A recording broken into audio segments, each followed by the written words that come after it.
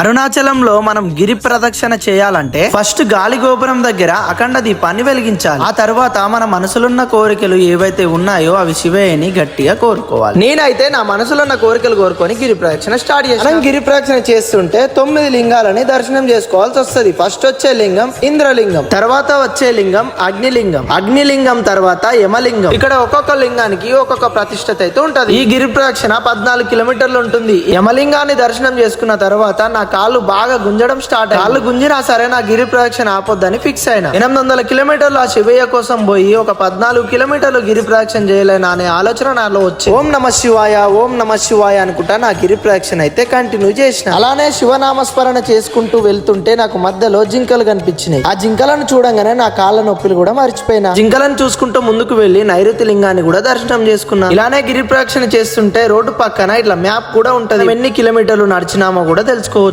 సూర్యలింగం, వర్ణలింగం, వాయులింగం, కుబేరలింగాన్ని కూడా దర్శనం చేసుకున్నా. కుబేరలింగం దాటిన తర్వాత మోక్ష మార్గం కనిపిస్తుంది. ఇక్కడ నేను కూడా వెళ్దాం అనుకున్నా కానీ జనాలు చాలా ఉండడంతో ఆంచల్ వెళ్ళిపోయి. ఆ తర్వాత లాస్ట్ లింగం ఈశాన్య లింగం. ఈశాన్య లింగాన్ని దర్శనం చేసి మనం ఎక్కడైతే స్టార్ట్ చేసినామో మళ్ళీ అక్కడ వరకు వెళ్ళి నా గిరి ప్రదక్షిణ అయితే కంప్లీట్ చేసిన. ఈ 14 కిలోమీటర్ల గిరి ప్రదక్షిణ నాకు 6 గంటల సమయం పట్టింది. గిరి ప్రదక్షిణ చేసిన తర్వాత నా మనసు మాత్రం చాలా ప్రశాంతంగా ఉంది. మీరు కూడా ఎవరితో వెళ్ళాలో ఈ వీడియో అయితే వాళ్ళకి షేర్ చేయండి.